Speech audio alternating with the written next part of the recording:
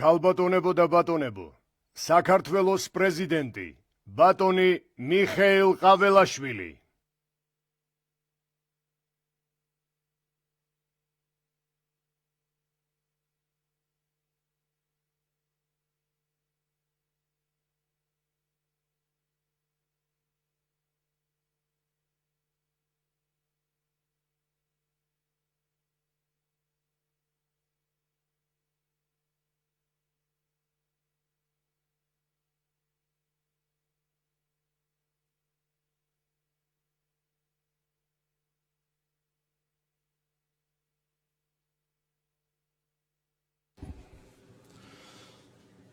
მივესალმებით ბატონ პრეზიდენტს და გადავდივართ დღევანდელი დღის პირველ და ერთ-ერთ საკითხზე, საქართველოს პრეზიდენტის ყოველწლიური მოხსენება ქვეყნის მდგომარეობის უმნიშვნელოვანეს საკითხებზე.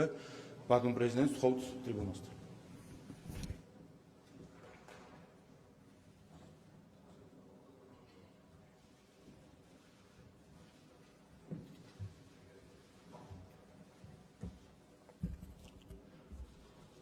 მოგესალმებით. მივესალმები პარლამენტის თავმჯდომარეს, პრემიერ-მინისტრს, მე-11 მოწვევის პარლამენტის წევრებსაც მოგესალმებით. მივესალმები აღმასრულებელი სასამართლო და ადგილობრივი ხელისუფლების წარმომადგენლებს, ავტონომიური რესპუბლიკის ხელმძღვანელ პირებს, თავდაცვის ძალების მეთაურს, საპატრიარქოს წარმომადგენლებს, მივესალმები დამსწრე საზოგადოებას და თითოეულ ჩვენს მოქალაქეს. ვიდრე ჩემს სიტყვას დავიწყებ, მინდა გუშინდელი ჩვენი სპორტსმენების ოლიმპიელების წარმატება აღვნიშნო და მიულოცო მთელ ერს და საქართველოს. მე მგონი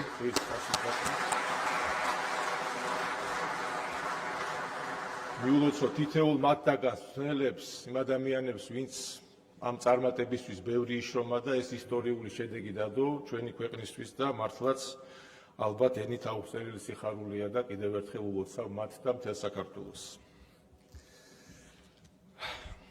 კონსტიტუციით განსაზღვრული უფლებამოსილების ფარგლებში სახელმწიფო ინსტიტუტების თითოეულმა წარმომადგენელმა მაქსიმუმი უნდა გავაკეთოთ ჩვენი ქვეყნისა და ხალხის საკეთილდღეოდ. ამიტომ განსაკუთრებული მნიშვნელობა ენიჭება მჭიდრო კოორდინაციას პრეზიდენტის ინსტიტუტს, აღმასრულებელ ხელისუფლებასა და პარლამენტს შორის. სურს ვისარგებლო შემთხვევით და მადლობა გადაგიხადოთ აქტიური თანამშრომლობისთვის, რომელიც გასული წლის განმავლობაში ჩვენ შორის ჩამოყალიბდა.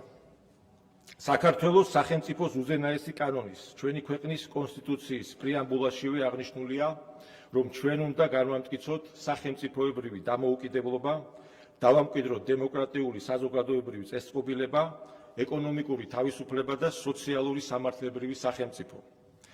ეს არის ფიცი, რომელიც ჩვენმა ხალხმა საკუთარი თავისა და მომავალი თაობების წინაშე დადო და ბუნებრივია, რომ სახელმწიფო ინსტიტუტები სწორედ აღნიშნული პასუხისმგებლობით არიან გამსჭვალული. დღეს სახელმწიფო მტკიცედ იცავს საქართველოს სუვერენიტეტს, ეროვნულ ინტერესებსა და იმ ფუნდამენტურ ღირებულებებს, რომლებიც განსაზღვრავს კიდეც ჩვენი სახელმწიფოებრიობის არსს. საუკუნეებია ჩვენი ხალხი საკუთარი შეუპოვრობით, სიმტკიცითა და რწმენით პატარა, თუმცა ღირსეული და ამაყი ქვეყნის ისტორიას წერს. უკვე მრავალი ასწლეულია ქართველი ხალხი ქმნის ყველასგან გამორჩეულ, მხოლოდ ჩვენთვის დამახასიათებელ უნიკალურ კულტურას, რომელიც ჩვენს ისტორიასთან ერთად იმის თვალსაჩინო ნიმუშია, თუ რანი ვიყავით, რანი ვართ და რისკენ ვისწრაფით.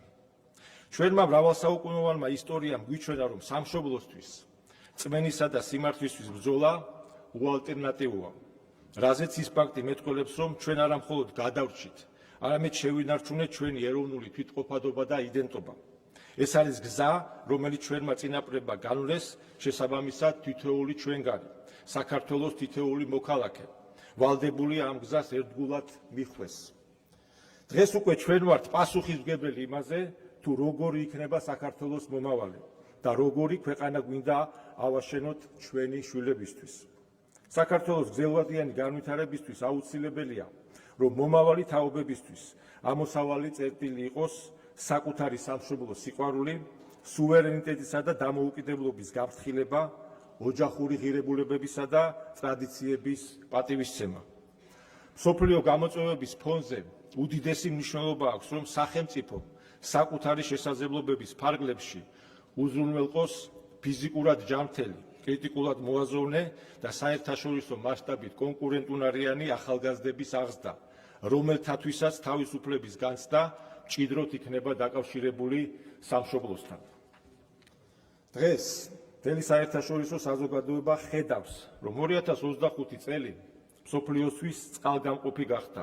უკვე აშკარად იკვეთება, რომ საერთაშორისო წესრიგი ფუნდამენტურად იცვლება და ქვეყნები საკუთარი ეროვნული ინტერესების გასატარებლად და სტრატეგიული მიზნების მისაღწევად დიპლომატიური მიდგომების პარალელურად უფრო და უფრო ინტენსიურად იყენებენ ხის ძალას. გასულ წელს საქართველოს გარშემო განვითარებულმა მოვლენებმა კიდევ ერთხელ ფაქტებით დაადასტურა, რომ საფრთხეები და გამოწვევები, რომლებზეც ბოლო წლების განმავლობაში საჯაროდ საუბრობდით, რეალური იყო. დღეს კიდევ უფრო თვალსაჩინოა, რომ ის ზეწოლა და შანტაჟი, რომელიც მომდინარეობს გარე ძალებისგან, მათ მიერ მართული შიდა აქტორების გამოყენებით, ემსახურება საქართველოში და მთლიანად რეგიონში პროცესების ესკალაციას. არაერთხელ აღგვინიშნავს, რომ უკრაინაში ომის დაწყებიდან მოყოლებული საქართველო უმძიმე ზეწოლას გაუძლო, რაშიც ხელისუფლებასთან ერთად ჩვენმა საზოგადოებამ უმნიშვნელოვანესი როლი შეასრულა. ქართველმა ხალხმა მთელ მსოფლიოს კიდევ ერთხელ უჩვენა, რომ სირთულეებს და უსამართლობას ერთიანობით, ეროვნული ინტერესებისა და ჩვენში ღრმად გამჯდარი ღირებულებების ერთგულებით ვპასუხობთ. ჩვენმა ხალხმა დაამტკიცა, რომ თითოეული გადაწყვეტილება სამშობლოს სიყვარულით არის ნაკარნახევი და ისტორიის რთულ გადამწყვეტ ეტაპზე ყოველთვის საკუთარი ქვეყნის დაცვის სადარაჯოზე დგას, სახელმწიფო კი კანონისა და კონსტიტუციის ერთგულებით მოქმედებს. ამგვარი ერთიანობა რომ არა, ერთი არასწორი ნაბიჯი, ერთი დათმობაც კი ჩვენი სახელმწიფოებრიობისთვის დამღუპველი იქნებოდა. ფაქტმა, რომ ამ ზეწოლას გაუძელით, საგრძნობლად გააძლიერა როგორც ჩვენი სახელმწიფო, ისე ჩვენი საზოგადოება.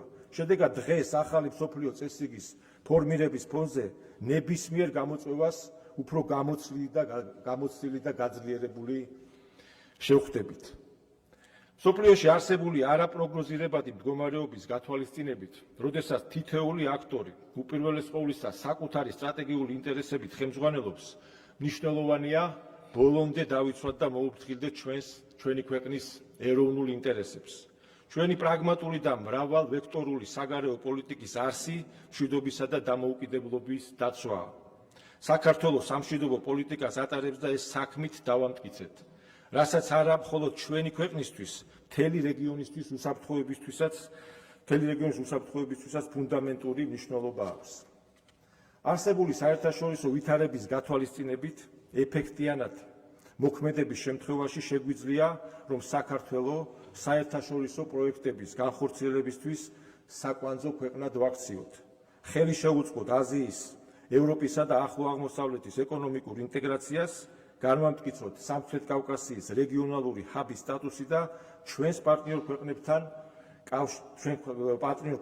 კავშირი კიდევ უფრო ინტენსიური გავხადოთ. ამ თვალსაზრისით 2025 წელს მთავრობის მხრიდან მნიშვნელოვანი ნაბიჯები გადაიდგა. აქვე აღნიშნავ ჩემს ვიზიტებს სომხეთში, აზერბაიჯანსა და თურქეთში, რომლებიც მეზობელ ქვეყნებთან ურთიერთობის კიდევ უფრო გაღრმავებას და რეგიონში მშვიდობის განმტკიცებას ისახავდა მიზნად. ცალკე აღნიშნავ სერბეთში ჩემს მეგობრულ და საქმიან ვიზიტს. ასევე რამდენიმე დღის წინ ჩვენ სტუმრობდა ხორვატიის პრეზიდენტი, რომელთანაც ასევე ძალიან მეგობრული და საქმიანი ურთიერთობა ჩამოგვიყალიბდა. მსგავსი ტიპის თანამშრომლობა სამომავლო ურთიერთობებისთვის ახალ პერსპექტივებს ქმნის. ძალიან მნიშვნელოვანი გამოდგა ამერიკის შეერთებულ შტატებში გაეროში ვიზიტი. ეს პლატფორმაც გამოვიყენეთ იმისთვის, რომ კიდევ ერთხელ დაგვეფიქსირებინა ჩვენი მთავარი სათქმელი, საქართველო სრულ ზადყოფნას გამოთქვავს სუვერენიტეტის პატივისცემაზე, ორმხრივ ინტერესებსა და სარგებლიანობაზე დაფუძნებული მჭიდრო ურთიერთობისთვის. საგარეო პოლიტიკაზე საუბრისას, რა თქმა უნდა, მნიშვნელოვანია ჩვენი ურთიერთობა ევროკავშირსა და ამერიკის შეერთებულ შტატებთან. ახალი არავისთვისაა, რომ განსაკუთრებით უკრაინაში ომის დაწყების შემდეგ ევროპული ბიუროკრატია უხეშად ერევა ჩვენი ქვეყნის შიდა საქმეებში და ხელმძღვანელობს ორმაგი სტანდარტებით. როგორც ჩანს, ჯერ კიდევ უჭირთ შეგუება, რომ საქართველო არის სუვერენული დამოუკიდებელი სახელმწიფო.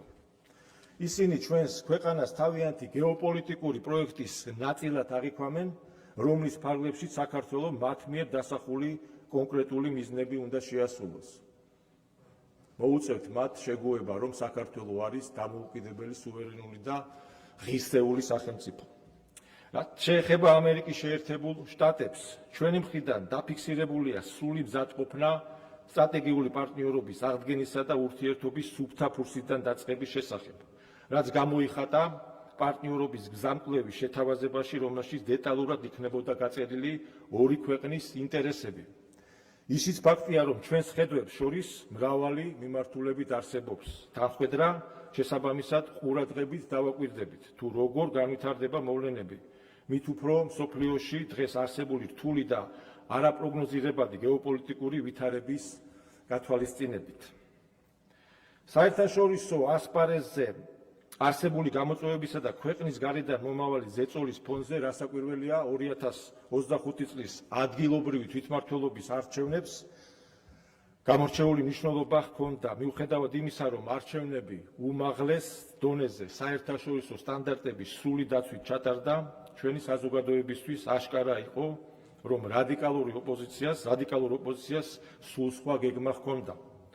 4 ოქტომბრის საღამოს განვითარებულმა მოვლენებმა სააშკარაოზე გამოიტანა რადიკალური ჯგუფების რეალური ჩანაფიქრი და მიზნები. ძალადობრივი გზით ხელში ჩაეგდოთ სახელმწიფო ინსტიტუტები და მოეხდინათ სახელმწიფო გადატრიალება. საგანგაშოა, რომ საქართველოს წინააღმდეგ მიმართული აღნიშნული ძალადობრივი აქტი და ხელისუფლების დამხობის მცდელობა ფაქტობრივად ღიად იყო წახეზებული და მხარდაჭერილი გარე ძალების მიერ. ჩვენს ქვეყანაში მოვლენების ამგვარი განვითარება მხოლოდ და მხოლოდ საქართველოს არაკეთილმოსურნეთა ინტერესში შეიძლება იყოს. ვისაც საქართველოში რევოლუციის მოწყობა უნდა, შეუძლებელია მას ჩვენს ქვეყანაზე შესტკიოდეს გული. რომ არა ქართველი ხალხის სიბრძნე და პასუხისმგებლობა საკუთარი ქვეყნის და მომავლის წინაშე, რომ არა არჩეული ხელისუფლებისადმი მისი ნდობა, პროცესები საქართველოსთვის ტრაგიკულად განვითარდებოდა. ძალადობრივი რევოლუციის მეხუთე მცდელობის აღკვეთაში ქართველ ხალხთან ერთად განსაკუთრებული როლი სამართალდამცველებსა და ჩვენი ქვეყნის უსაფრთხოებაზე პასუხისმგებელი უწყებების წარმომადგენლებს მიუძღვით. მინდა მადლობა გადაგიხადოთ თითოეულ თქვენთაგან სამშობლოს სიყვარულისთვის და თავდადებისთვის. ჩვენს ჯარისკაცებსა და საჯარო მოხელეებთან ერთად თქვენ ხართ გმირები, რომლებიც დაუღალავად ზრუნავთ სახელმწიფოს მდგრადობაზე, უსაფრთხოებაზე და მშვიდობის დაცვაზე, რასაც მსოფლიოში განვითარებული პროცესების ფონზე განსაკუთრებული ღირებულება ენიჭება. თითოეული ჩვენგანის ვალია, არავის მივცეთ უფლება, გაანადგუროს ჩვენი შვილების მშვიდობიანი მომავალი, რომელსაც ასე სიბრძღილით და სიყვარულით ვაშენებთ. იმისთვის, რომ საქართველოში პოლიტიკური პროცესი საბოლოოდ მოექცეს სტაბილურ კალაპოტში და ქვეყნის თანმიმდევრულ განვითარებას საფრთხე არასდროს შეექმნას, აუცილებელია პოლიტიკური ველის გაჯანსაღება.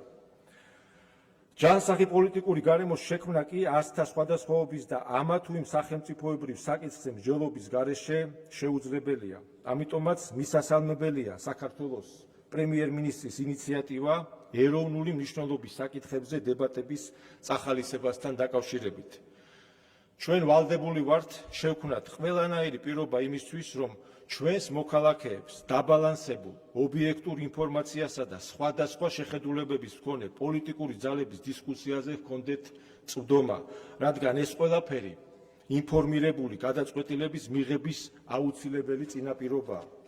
აღნიშნული ინიციატივა ერთის მხრივ ხელშეუწყობს დეზინფორმაციული კამპანიების მავნე გავლენას და მეორე მხრივ კი ხელოვნურად თავსმოხვეული პოლარიზაციის დასრულებისკენ გადადგმული მნიშვნელოვანი ნაბიჯი იქნება.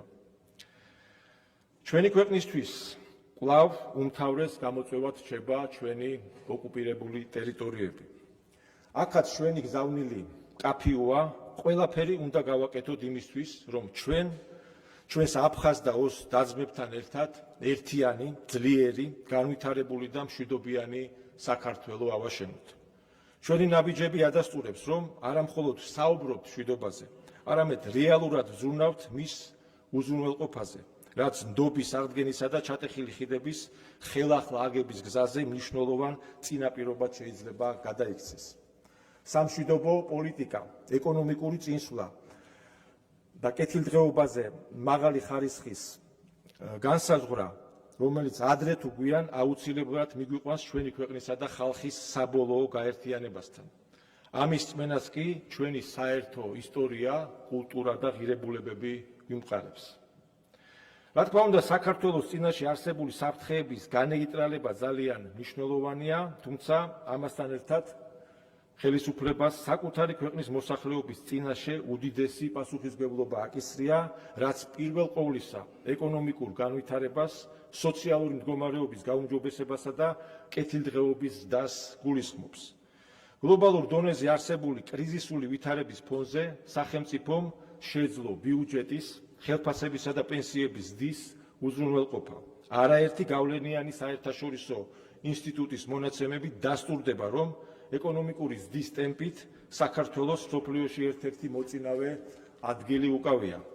არსებული მიღწევებისა და იმ პოზიტიური მოლოდინის პირობებში, რომელსაც მათ შორის საერთაშორისო ინსტიტუტები ობიექტურ კრიტერიუმებზე დაყრდნობით პროგნოზირებენ, ძალიან მნიშვნელოვანია, რომ მიღწეული შედეგები თანაბრად აისახოს ჩვენი მოსახლეობის თითოეული სოციალური ფენის მდგომარეობის გაუმჯობესებაზე. ამ მიმართულებით გადადგმული ნაბიჯები მხოლოდ და მხოლოდ მისასალმებელია, თუმცა იმისთვის, რომ კეთილდღეობის ზრდა ყველა ოჯახმა, თითოეულმა მოქალაქემ საკუთარ თავზე იგრძნოს, კიდევ უფრო მეტი ძალისხმევა გმართებს. ამ გზაზე საქართველოს იმპორტზე დამოკიდებულების შემცირებისკენ, ადგილობრივი წარმოების სტიმულირებისკენ და ეკონომიკური დივერსიფიკაციისკენ გადადგმული ნაბიჯები, რა თქმა უნდა, ცალსახად პოზიტიური მოვლენაა. თანამედროვე არასტაბილურ გლობალურ გარემოში ქვეყნის ეროვნული უსაფრთხოება პირდაპირ არის დაკავშირებული ეკონომიკურ თვითკმარობასა და სავაჭრო ურთიერთობების დივერსიფიკაციასთან. გრძელვადიანი წარმატების მიღწევა შეუძლებელია განათლებული და პასუხისმგებლობის მქონე საზოგადოების გარეშე.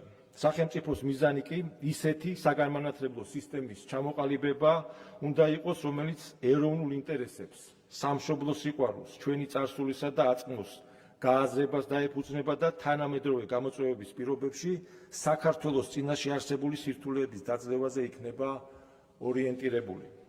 ჩვენი მიზანი ისეთი განათლების სისტემის შექმნა უნდა იყოს, რომელიც ცოდნის მაღალ ხარისხთან ერთად საკუთარი ქვეყნის წინაშე პასუხისმგებლობის განცდას ჩვენს მომავალ თაობებს ადრეული ასაკიდანვე აზიარებს. სწორედ ამ სულისკვეთებით არის ნაკარნახევი დაანონსებული განათლების რეფორმა, რომელიც როგორც სასკოლო, ისე უმაღლესი განათლების ფაქტობრივად მთლიანი სისტემის რეფორმირებას ითვალისწინებს. მე მჯერა, რომ რეფორმის განხორციელების შემდეგ მივიღებთ თანამედროვე გამოწვევების შესაბამის გამართულ სისტემას, რომელიც მოსწავლისა და მასწავლებლის, სტუდენტისა და პროფესორის საჭიროებებზე იქნება მორგებული და საქართველოს ეროვნულ სახელმწიფოებრივ ინტერესს მოემსახურება. გრძელვადიან პერსპექტივაში კი ქვეყნის სწორი მიმართულებით განვითარებას უზრუნველყოფს. მსოფლიოში არსებული რეალობისა და გამოწვევების გათვალისწინებით საზოგადოების ერთიანობას ფუნდამენტური მნიშვნელობა აქვს. ამ თვალსაზრისით კი ჩვენი ხალხისთვის უმთავრესი რესურსი ყველასგან გამორჩეული, უნიკალური და თვითყოფადი კულტურაა. საუკუნეების განმავლობაში შექმნილმა ღირებულებებმა, ტრადიციებმა და მათმა გააზრებამ ჩამოაყალიბა ქართველი ერი, როგორც უნიკალური კულტურული ფენომენი. ამის გარდა აღსანიშნავია, რომ მსოფლიოში ჩვენი ქვეყნის ცნობადობის გაზრდის თვალსაზრისით ქართულ კულტურას ფასდაუდებელი მნიშვნელობა აქვს. მინდა ვისარგებლო შესაძლებლობით და თითოეულ იმ ადამიანს, რომელიც ამ მიმართულებით მოღვაწეობს, დიდი მადლობა გადაუხადო. როგორც ბოლო წლებმა გვიჩვენა, კონკრეტულ მომენტებში ჩვენი ხალხის კიდევ ერთი ძლიერი გამაერთიანებელი ფაქტორი სპორტული წარმატებები გახდა. სახელოვანი ქართველი სპორტსმენები ჩვენი პლანეტის სხვადასხვა წერტილში მიღწეული წარმატებით საკუთარ თავთან ერთად მსოფლიოს ჩვენს სამშობლოსაც აცნობენ, გულშემატკივრებს კი ბედნიერებას გვანიჭებენ და დაუვიწყარი მომენტებით ვახარებენ. კიდევ ერთხელ აქ გვყავს ჩვენ ოლიმპიური ჩემპიონები, ის ადამიანები, ვინც თავისი მოღვაწეობის მანძილზე არაერთხელ უსახელებიათ ჩვენი ქვეყანა და მათაც მინდა მივესალმო და მადლიერება გამოვხატო მათ მიმართ.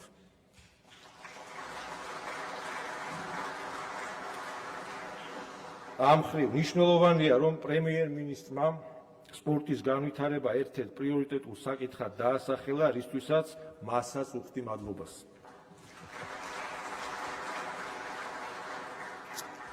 სპორტის განვითარებასთან ერთად არანაკლებ მნიშვნელოვანია სპორტით განვითარება, რაც ჯანსაღი ცხოვრების წესის პოპულარიზაციას ნიშნავს.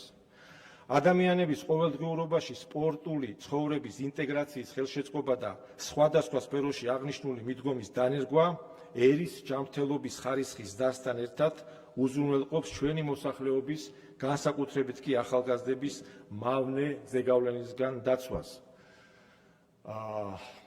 ვერაური გვერდს ამ საკითხს მე აქ ვიყავი პარლამენტში, როცა ჩვენ არაერთი კვლევა ჩავატარეთ სპორტის კომიტეტის მეშვეობით და აქ საგამოძიებო კომისია იყო წინა ხელისუფლების დანაშაულებრივ ქმედებასთან დაკავშირებით არაერთი მავნე დანაშაული გამოვლინდა, მაგრამ კიდევ ბევრი არის აღსანიშნავი, რომ და ერთ-ერთი მნიშვნელოვანი, რომელიც ამ საკითხს ეხება, ამ ხალხმა, აი განსაკუთრებით ახალგაზრდებმა უნდა იცოდნენ, რომ სპორტის უნივერსიტეტი გააუქმეს.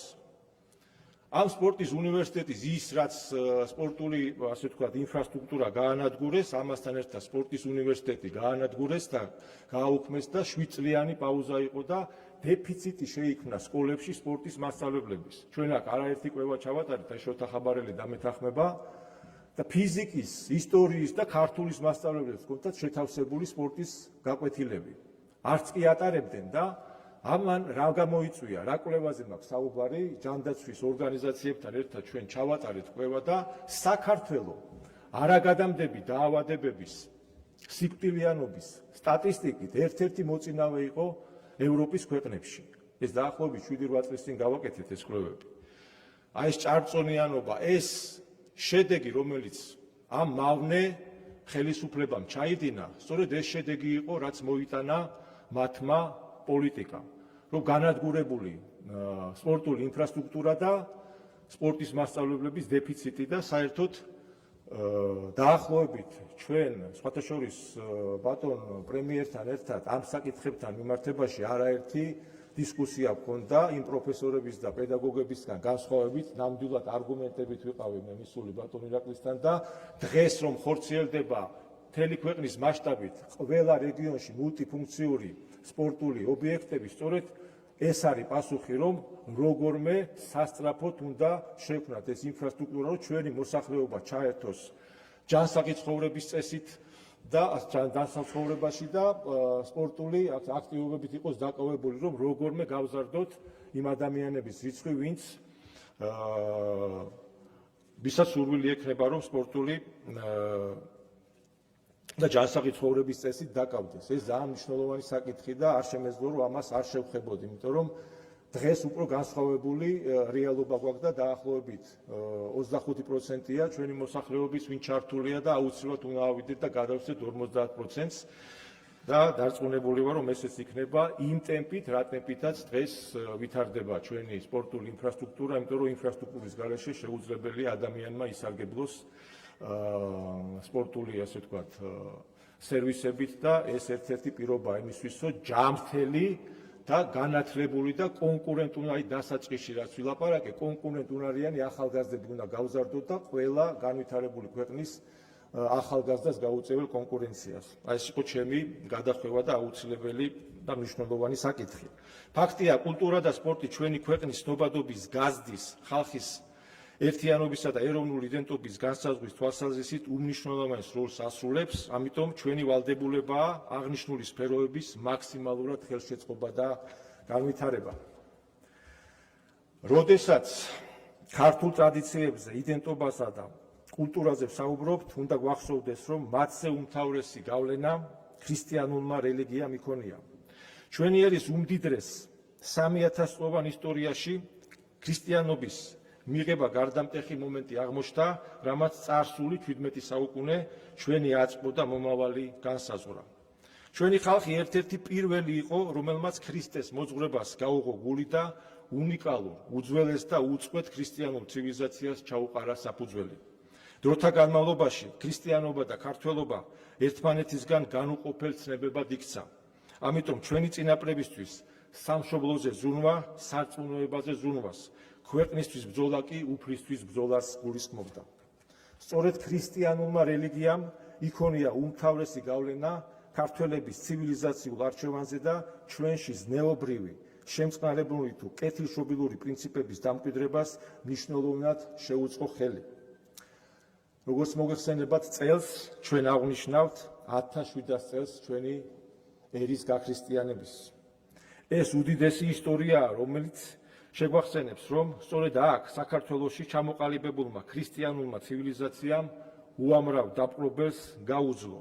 ჩვენ ხალხს კი ყოველი მომდევნო განსაცდელის გადალახვის შემდეგ რწმენა უფრო და უფრო უმყარდებოდა. საბედნიეროდ, დღეს ქართველი ერი ისევ მტკიცედ დგას და აგრძელებს იმ გრძელ გზას, რომელიც სათავეს 17 საუკუნის წინ იღებს. რომ შევაჯამოთ დღეს მიმდინარე აჩქარებული გეოპოლიტიკური გარდაქმნებისა და მსოფლიოში არსებული არაპროგნოზირებადი დაძაბული გარემოს ფონზე, საქართველო სახელმწიფოებრივი განვითარების ახალ ეტაპზე გადადის, რომლის ამოსავალი წერტილი სამშობლოზე ზრუნვა და დამოუკიდებლობის დაცვა უნდა გახდეს. ბუნებრივია ამ პროცესში მთავარი როლი ჩვენმა მომავალმა თაობებმა უნდა შეასრულოს. სახელმწიფომ კი ყველაფერი უნდა გააკეთოს იმისთვის, რომ ჩვენი შვილები ქართულ ეროვნულ ღირებულებებზე დაფუძნებული მაღალი ხარისხის განათლებით უზრუნველყოს. დღესდღეობით ჩვენი ამოცანაა ხელი შევუწყოთ გლობალურ მშვიდობას, გავაძლიეროთ ჩვენი ეკონომიკა, მინიმუმამდე დავიყვანოთ ქვეყნის წინაშე არსებული უსაფრთხოების რისკები, შევინარჩუნოთ თავისუფლება, სტაბილური გარემო, უზრუნველყოთ კეთილდღეობის და რასაც თითოეული ჩვენი მოქალაქე საკუთარ თავზე იგრძნობს. ამის მიღწევა კი მხოლოდ იმ შემთხვევაშია შესაძლებელი, თუ კი ქართველი ხალხი ერთიანი იქნება. ჩვენ ვართ უძველესი კულტურისა და ისტორიის მქონე ერი, გამოვიარეთ მრავალი განსაცდელი, გვაქვს საერთო წარსული და ღირებულებები, ერთი ენა და ერთი ქვეყანა. ქართველებს ბევრად მეტი გვაქვს საერთო ვიდრე გასაყოფი. ამიტომ უნდა შევძლოთ და გვერდით გადავდოთ ჭარბი ემოციები, მოვძებნოთ ის საკითხები, რომელთა გარშემოც შევძლებთ გაერთიანებას. ჩვენმა მრავალსაუკუნოვანმა ისტორიამ და დამოუკიდებლობის აღდგენის შემდეგ დაგროვილმა გამოცდილებამ კარგად დაგვანახა, რომ საქართველო მუდმივად ბეწვის ხიდზე გადის. ხოლო თუ კი საერთაშორისო დონეზე განსაკუთრებით ჩვენს რეგიონში მიმდინარე მოვლენებს დავაკვირდებით, დავწმუნდებით, რომ დიდი გამოცდის წინაშე ვდგავართ. განვითარებისა და გაძლიერებისთვის უმთავრესი წინაპირობა სწორედ მშვიდობის დაცვაა და ამაზე არა დროის კონკრეტულ მონაკვეთში, არამედ გრძელვადიან პერიოდში მუდმივად უნდა ვიზრუნოთ. განვლილი საუკუნეები ადასტურებს, რომ ჩვენი ქვეყანა რთულ ვითარებაში ყოველთვის ისეთ დროს აღმოჩნდებოდა, როდესაც ქართველი ხალხი ჩათვლიდა, რომ საფრთხემ გადაიარა და თავს უფლებას აძლევდა უკეთეს ხვალინდელ დღეზე ფიქრის ნაცვლად არსებული მდგომარეობით დაკმაყოფილებულიყო. რა თქმა უნდა, ეს ნაკლი გამოსასწორებელია. კარგად უნდა გვესმოდეს, რომ ჩვენ წინაშე სამომავლოდაც არაერთი სირთულე და გამოწვევა იარსებებს. ამიტომ მუდმივი სიფხიზლე, სიფრთხილე, სიმტკიცე და ერთიანობა ჩვენი ყოველდღიური ცხოვრების წესად უნდა ვაქციოთ. უნდა გვესმოდეს, რომ ქვეყნის მუდმივად შენებას, ინსტიტუტების გამტკიცებასა და გაძლიერებას მხოლოდ მუდამ ფხიზლადყოფი, განათლებული და გონიერი ადამიანებისგან შემდგარი საზოგადოება ახერხებს, რომელსაც მომავალი თაობების წინაშე პასუხისმგებლობა ბოლომდე და ზუსტად აქვს გათვითცნობიერებული. თავის მხრივ კი ძლიერი, სუვერენული, მყარი ინსტიტუტების მქონე სახელმწიფოები საკუთარ მოქალაქეების კეთილდღეობაზე ყველაზე უკეთ ზრუნავენ. მრავალმხრივ განვითარებული და განათლებული, მშვიდობისა და დამოუკიდებლობის შენარჩუნებაზე ორიენტირებული, პატრიოტი ადამიანების მიერ ძლიერი სახელმწიფოს მშენებლობა წარმატებისკენ მიმავალი ყველაზე სრულყოფილი და საიმედო გზაა. ჩემო ძვირფასებო, დარწმუნებული ვარ, ეროვნული ინტერესების გარშემო გაერთიანებით, ურთიერთპატივისცემისა და მეტი სიყვარულის გამოჩენით ჩვენ შევძლებთ ისეთი ქვეყნის აშენებას, რომლითაც თითოეული ქართველი იამაყებს. დიდი მადლობა ყურადღებისთვის, უფალი ფარავდეს ჩვენ სამშობლოს.